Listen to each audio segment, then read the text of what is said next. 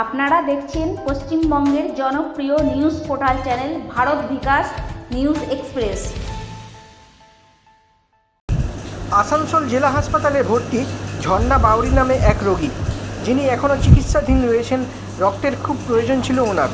রক্তের গ্রুপ হলো Bombay blood group ও positive, যা সমগ্র ভারতে খুবই কমই পাওয়া যায়।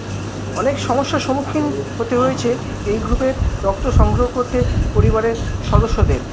অবশেষে মাধব স্বর্ণকার নামে এক ব্যক্তি, যিনি মহারাষ্ট্র থেকে আসেন এবং আসানসোল জেলা হাসপাতালে তার মূল্যবান 67তম বোম্বে ব্লাড গ্রুপ ও পজিটিভ রক্ত দান করেছেন।